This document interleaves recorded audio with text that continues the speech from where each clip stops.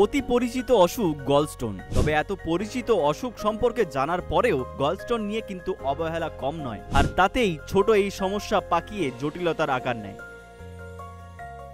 যে কেউ যে কোনো বয়সে আক্রান্ত হতে পারেন, তবে সাধারণ মধ্যবয়স্ক মহিলা, গর্ভবতী মহিলা মধ্যে এই সমস্যা বেশি দেখা যায়। স্থূল বা মোটা, হঠাৎ করে ওজন কমিয়েছেন যারা, ডায়াবেটিক, তাদের ঝুঁকি বেশি।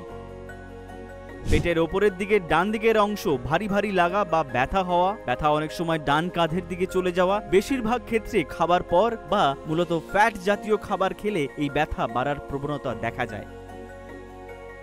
গলব্লাডারে স্টোন থাকার জন্য পিত্তথলিতে ইনফেকশন হতে পারে, যাকে অ্যাকিউট কোলেসিস্টাইসিস বলা হয়ে থাকে, এবং অনেক সময় তীব্র ব্যথা, বমি বমি ভাব, জ্বর হতে পারে। পিত্তথলি থেকে পাথর পিত্তনালীতে নেমে এলে পিত্তরস তৈরি করতে বাধা সৃষ্টি করতে পারে, যা থেকে জন্ডিস হতে পারে। অনেক সময় পিত্তথলিতে ছোট ছোট পাথর বা বালির মতো জিনিস পিত্তনালী দিয়ে নেমে এলে প্যানক্রিয়াটিস করতে পারে। গলব্লাডারে দীর্ঘদিন ধরে স্টোন থাকলে অনেক সময় গলব্লাডার ক্যান্সার হওয়ার সম্ভাবনা থাকে।